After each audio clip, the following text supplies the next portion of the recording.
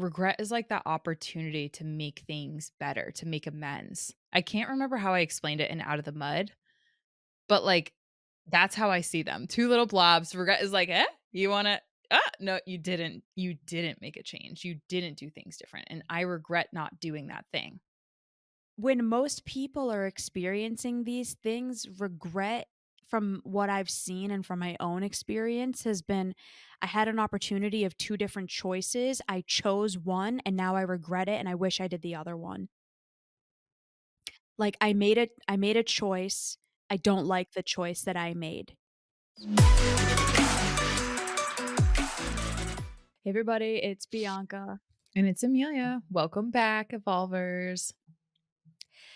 The most recent Out of the Mud event that we did was talking about deep seated guilt. We went through this really powerful presentation that so many people afterwards, we had a lot of people there, and almost everybody sent us a message afterwards and said that was one of the most powerful talks you guys have ever done. Like that really opened up our eyes. So go us. Whoop! Hell yeah, Go crushing team. it. Yes, and thank you to the community and everyone that showed up there. We love having 100%. a full house. One of the questions that we got in that event, so again, we were talking about deep seated guilt, and one of the questions that we got that we reflected on afterwards, and we were like, that would be a really good episode to do is what is the difference Mm. between guilt and regret? And what we're going to be diving into today is what those differences are and why you need to know the difference, like why it matters, what the difference is between those things. So, Yeah. um, why don't we start with a definition of what each are Yeah. and then dive into the nuances, the similarities, differences, so on and so forth. Do you want us to start with the definition of guilt and regret, or do you want us to talk about to provide a little context, which I think might be helpful, unless you disagree, around the difference between guilt and deep seated guilt, which is what our entire event was about, or all three thoughts? We can do all three. Go for it. Okay. And maybe what might be helpful too is us for to grab what we actually shared on the Canvas slides, because what I remember and recall about that is that they were really powerful, and that's one of the reasons why I feel so many people actually reached out to us, because it was like, wait, what was that slide again? What was that definition? And it was like we took something that's so easily complexified and we Mhm. simplified it so much for anyone to be able to understand. So for example, I think one of let's start B if you're game with the difference between deep-seated guilt and guilt in general. Does that sound good? Yeah, do you have it in front of you? Yeah. Hammer it. Yeah, okay. So one of the things that I think when we talk about guilt is important to understand is I'm gonna just frame it from the standpoint of like time perspective. Guilt is like a pinch. I want everyone to think about guilt as like a pinch. It's like, ooh, guilt is, here's a definition, the actual aversive self-conscious emotion involving the reflection of oneself, right? So the difference between a guilt, like feeling guilt, like that pinch, and deep-seated guilt is it actually is a pinch, but the person doesn't let go, aka you. You pinch yourself, Mm. but you start to squeeze and you squeeze and you squeeze, and if you ever, flash back to any of your childhood experiences, there was probably someone that, like, poked you and wouldn't stop poking, it was super annoying, or pinched you and then squeezed harder. I remember someone in school when I was, like, in 3rd grade just, like, did that, and it was, like, the worst thing ever. I was like, "What the heck? You're not flirting with me. This is not fun." But anyways, deep-seated guilt is known as guilt complex, for lack of better words, and it's actually that chronic persistent feeling of guilt or worry. And so Mm. why it's important to frame the difference between a guilt versus regret per this episode is because, some of the questions that really came up was very obvious that not a lot of conversations are talked about around guilt, and specifically around the topic of guilt versus regret. And we got a lot of the community members asking questions around, what is the difference? How do we separate guilt versus regret? And are they the same? Are they not the same? Are they cousins? What about frustration? And so there was a lot of Mm. beautiful, vulnerable, humble questions that came up that helped to really agitate to the surface what we don't know and what we really haven't spent a lot of time learning, which is the differences, the similarities, and where they overlap. So my goal for this episode is to help us understand, okay, now that we have what the difference is between guilt and deep-seated guilt, what's the difference between guilt and regret? And how does some things like frustration and other emotions overlap with those? I think you're touching on something that's important too, which is that we don't have enough shared understanding of emotions in general. Yeah. Not like only now is there a lot of research coming out about the differences between different emotions, emotional intelligence, what different emotions mean, and what happens if you're using the incorrect terms Mm, to identify those emotions and feeling states. If you can't properly label something, then you can't properly experience it. Like, how many people actually know the difference between jealousy and envy? mm, They're two very, very different things, even though they look similar on the surface. Or when it starts getting a little bit more nuanced, like when does sadness become depression? mm. Love it. What's the difference between anxiety and panic? There's all of these language nuances when it comes to emotions and our mental health. And if we don't know the differences between these things and we're not using them appropriately, then we can't have shared language with the people around us. And there's going to be a less likelihood of us feeling really understood by Mm, the people around us and by feeling understood within ourselves, feeling seen, feeling validated, having all of these really core human experiences that all of us need. So, kind of to recap what you said, yeah. guilt is the aversive emotion that you get in the aftermath of a decision that goes against your values or your beliefs or just goes against a decision that you had wanted.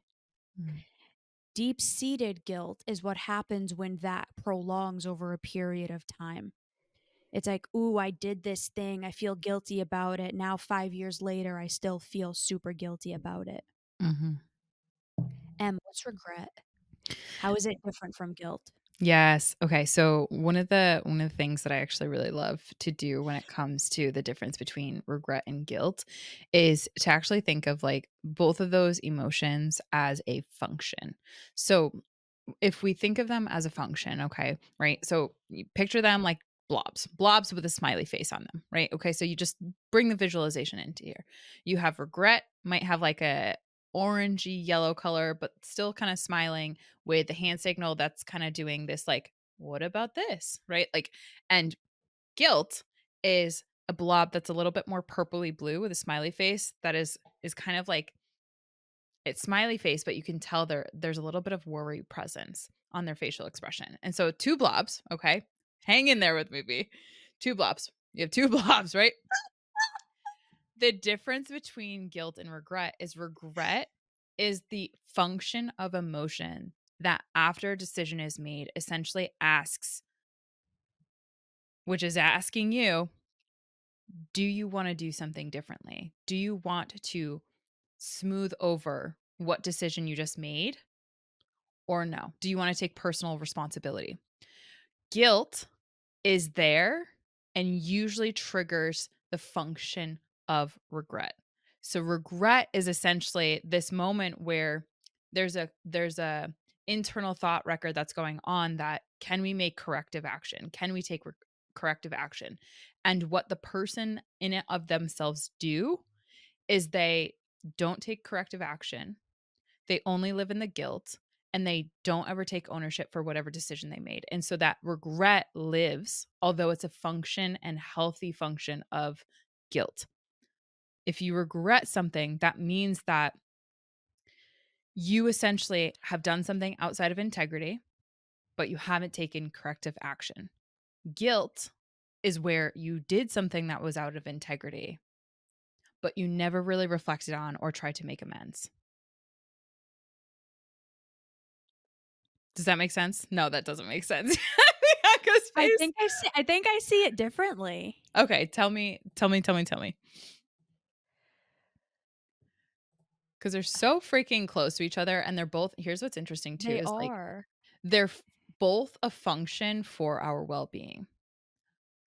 Regret is like that opportunity to make things better, to make amends. I can't remember how I explained it in Out of the Mud, but, like, that's how I see them. 2 little blobs. Regret is like, "Eh? You wanna no, you didn't make a change. You didn't do things different, and I regret not doing that thing." Guilt is just like, "Hey, we did something. It's a pinch. You wanna explore that?" How do you see it, B? I think you're taking too much of an optimist lens on this. Please feel free to You're lean in. you're such an optimist. I think you see both of them as an opportunity. Hmm. I'm I willing think to accept that, I'm and not saying I'm 100% right, but when most people are experiencing these things, regret from what I've seen and from my own experience has been I had an opportunity of two different choices. I chose one and now I regret it and I wish I did the other one. yeah. It's like Like I made a choice. I mhm, don't like the choice that I made. It's more of like a cognitive process of I made this choice. I wish I did this other one. Guilt is the feelings that you have in the aftermath of that, the rumination, the negative emotional mhm, um, experiences of the feelings you have now in the aftermath of that. Now, what you can do is go back on it and make a better choice. mhm.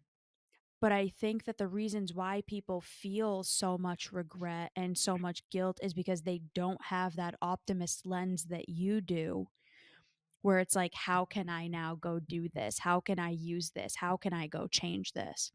That's why it becomes so deep That's serious. seated I see what because you're saying. most people, yeah, because most Yeah, people, me included, up until recently, yeah, didn't take the circumstances of our lives and say, how can I learn from this? Kind of the last episode that we did of it's yeah. too hurtful, it's too painful. I don't want to go learn. I don't want to face this. Nor do I So believe in my own regret, capabilities to face yes. this and to make amends. I'm so glad you're bringing this in. Okay, yeah, keep going.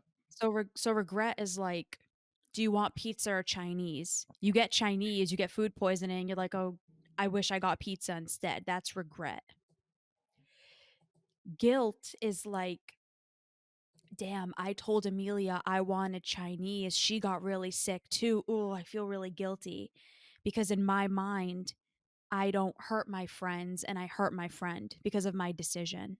Hmm. Can you use the same exact example around food that represents guilt that doesn't have to do with anyone else but you?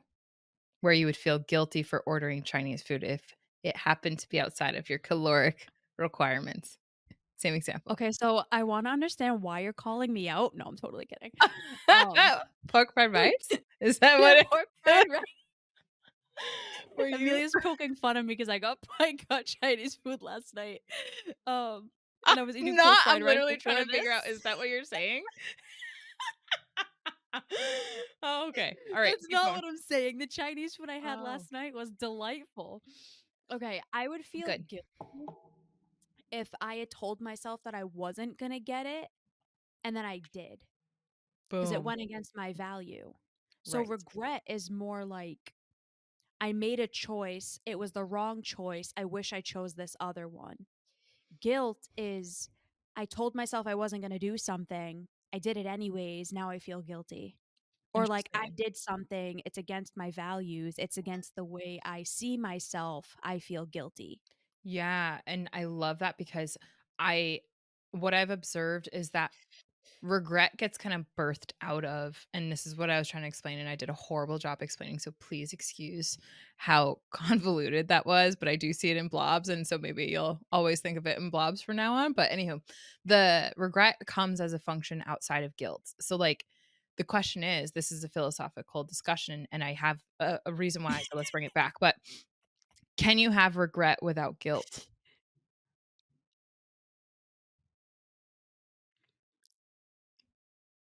Ooh. Ooh, she stumped ya. Yeah, I think you can.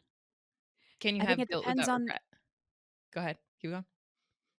can you have regret without guilt?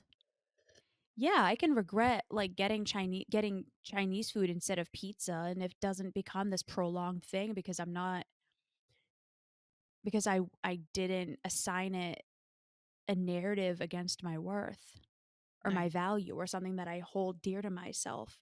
Mhm. What about can you have deep-seated guilt without regret?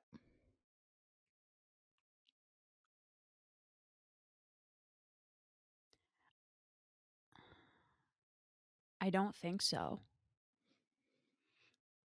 I'm with you on that. Because that regret is like, I should have made a different choice. And it becomes super deep seated because you're ruminating on it over a prolonged period of time. Yes. My name is Mandy, and I'm here to chat with you about group coaching with Evolve Adventures. I signed up for group coaching because I was looking to connect with other people who were going through similar struggles that I was. It was really nice to see that I was not the only person feeling the way I felt, having the thoughts that I was having or having the same struggles.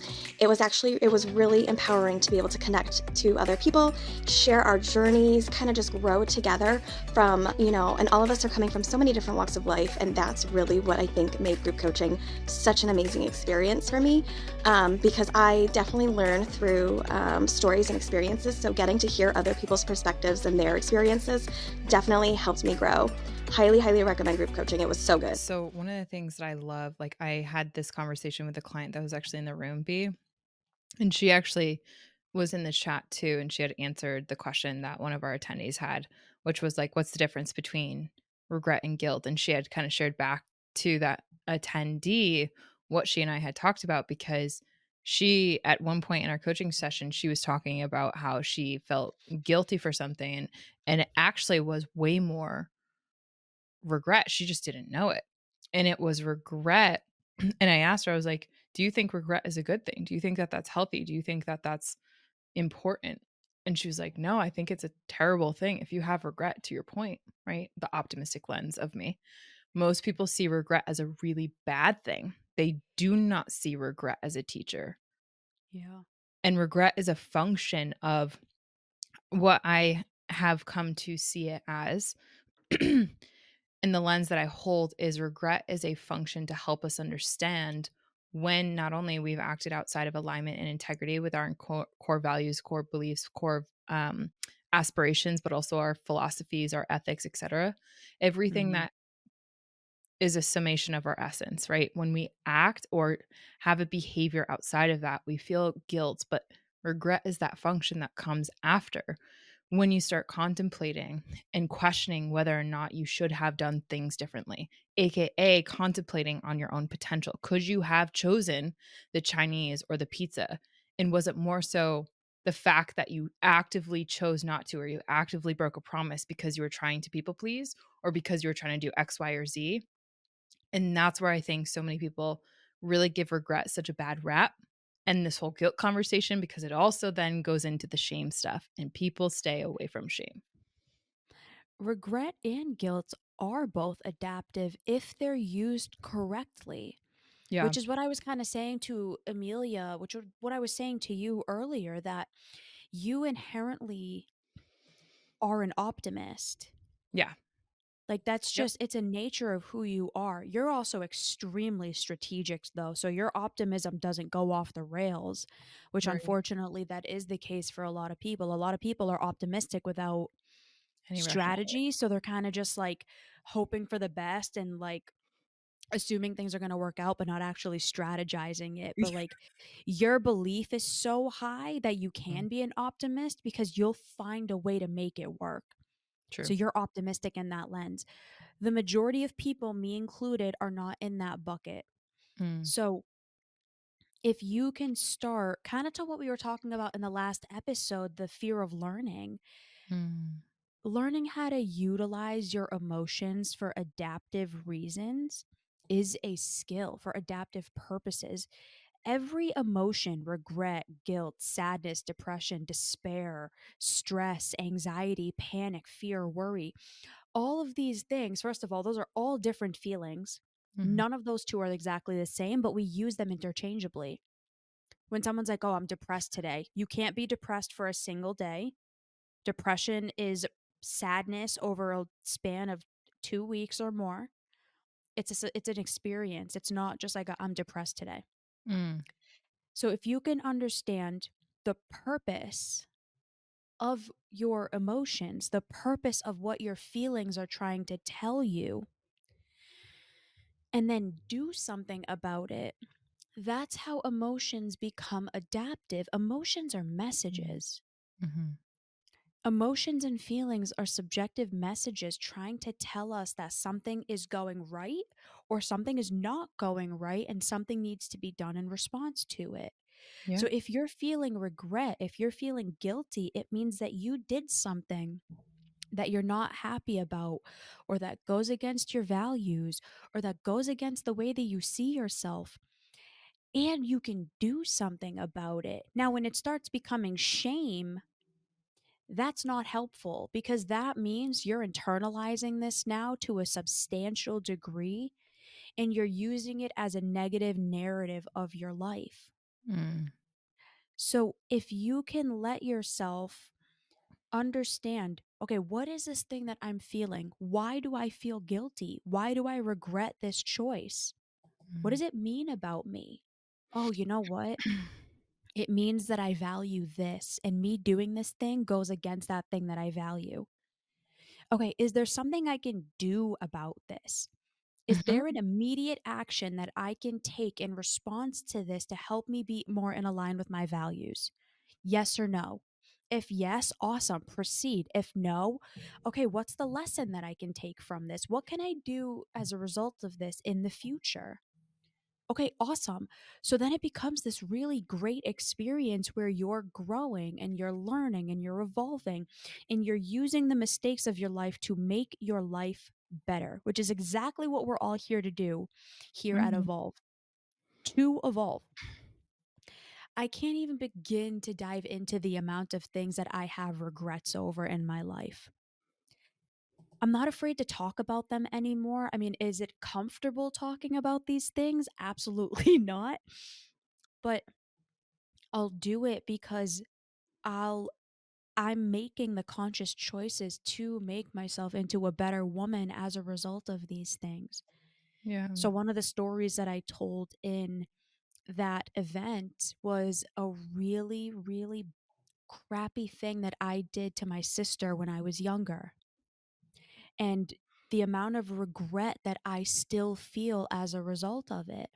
Mhm. I've used that regret to make sure that I become a better woman, a better sister, a better friend, a better partner. So that regret, that guilt has actually been helpful, but Mm. only because I'm using it to be better, not because I'm ruminating on it and sulking in it. There's a huge difference here. And when you can allow yourself to become the type of person that takes your mistakes, learns from them, and then makes adaptive changes, that's how you transform your life. That's how you eventually evolve. Yeah. Mm. Last night, Alan and I were in the car before the gym. We're coming up on almost 1,000 days straight. 2 days before Thanksgiving, so you can imagine how exciting that That's milestone's gonna awesome. be. That's And, awesome. well, I mentioned that because we were sitting in the car last night and we were literally talking about like, just a whole bigger conversation, but it ended up going over to this concept of guilt and regret. And he often says that he says on his podcast and talks with Kevin had asked him a question about, like, would you would you do things differently? Which is Mhm. essentially like regret, right? Would you do things differently? Do you regret any of your past decisions? That's where, like, hashtag no regrets, right? A lot of people look back on their life and they have regrets around choices that they made and that had bad outcomes as a result or negative consequences or whatever. And Alan shared with me, he's like, I shared with Kev, if I could still meet Emilia, I do. I regret everything else. I would change everything else. And I was like, "Oh, that's so sweet." Number 1. Number 2, same. If I didn't meet Yubi and if I didn't meet Alan, I would change absolutely everything. And I have regrets about so many of the people in particular that I surrounded myself with. Mm. The guilt feeling around that is so much less when I recognize the regret.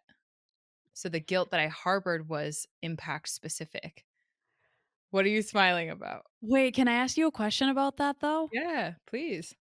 Do you think that you would still have become this person if you didn't go through all of those things though? Like, do you think that you would have had the lessons and the awarenesses had you not had that? Because I think this is where a lot of people are like, no regrets because look where my life ended up. But like, Yeah, I believe regret is insanely adaptive. I same. wouldn't have changed anything because I learned so much from those things. I still regret them, but Yeah.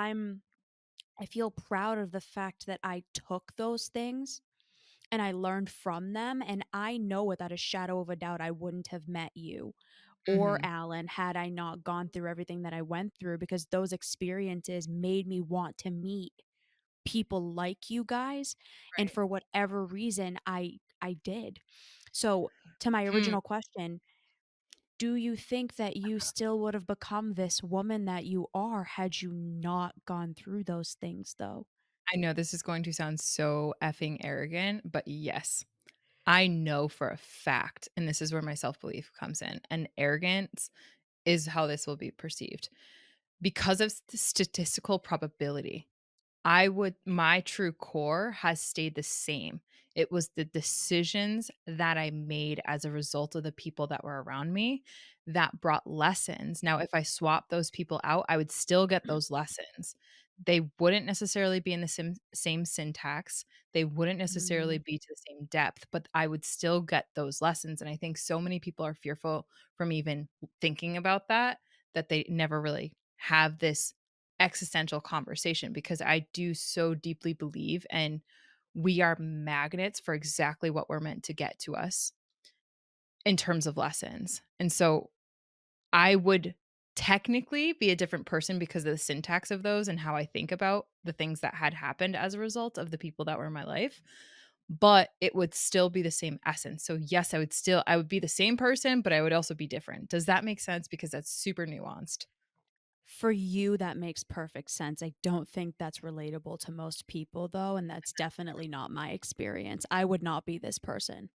I Yeah. like Alan asks me all the time. He's like, "B, what do you think your life would have been if you didn't meet us?" And I'm like, "I don't even want to ponder that thought because that scares the ever loving shit out of me. I don't want to know who I would have been. It would have been a disaster." Yeah. So, Yeah, it's an I interesting think that is possible for you. I don't think that's possible for almost anybody else. Like you and Alan, yes, and maybe some other people, but like definitely not for me. I mm, needed to go through what I went through, otherwise I wouldn't have learned. I wish yeah, I learned it sooner. I wish I right. didn't have all the Right, I I'm sad for my younger self for everything that she had to go through in right. order to get to where I am. And I wouldn't change it because I only am who I am because my essence and core is go learn from it. Mm, Yeah. so that's regret right there, right? I wish I could have changed things, but you don't harbor guilt towards or feel responsible for having done things differently, is what I'm hearing. Well, I did do things differently. Excuse me. I took the experiences and I learned from them. I think that's why I don't have these really deep negative feelings about it anymore Yeah, because I stopped sitting so much in the feelings of it and I actually went and tried to change it and like take yeah, the message from the emotion I was feeling, which yeah, was go do something different, go learn, go get better. right. Man, we had such an interesting dialogue, and I appreciate it so much. It makes me think about all the younger children out there and the younger teens and the young adults that are listening to people around them Mm. project their opinions and their own limiting beliefs onto them, and how that's being absorbed into what they believe is possible for them, which fast forward 20 years in their life will result in regret if they end up having certain awarenesses of that they could have chosen differently had they had different people in their life. Which again comes back to what we mentioned in the last episode. It just the biggest decision that you can make for yourself is who you surround yourself with. And so I'm grateful 100%. now that the people that I surround myself with just keep getting better and better on their own accord, number 1.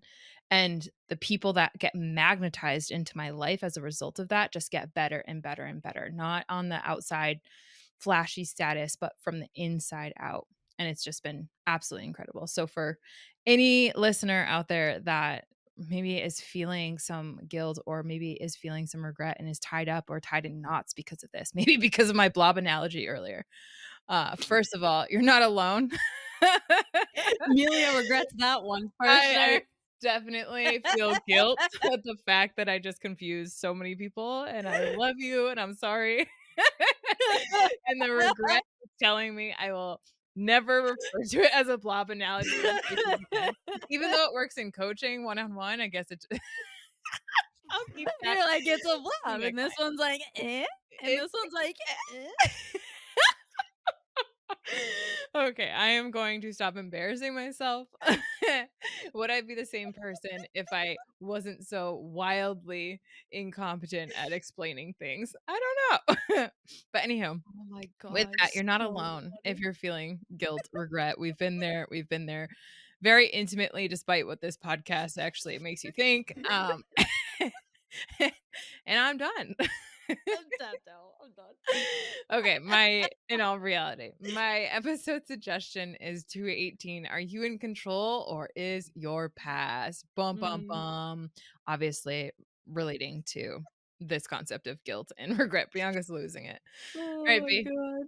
Oh, you. Number 345, how to not be guilt tripped. If people around you know you are someone prone to guilt, they tend to use it. So that will help you how to get out of that mind trap. Mm, All right, everybody. love it. We hope this episode really highlighted these differences for you. And we hope that you can take these lessons into your life and use the regret and the guilt to have a bigger, better, and brighter future. We will see you next time. Bye, Okay, everybody.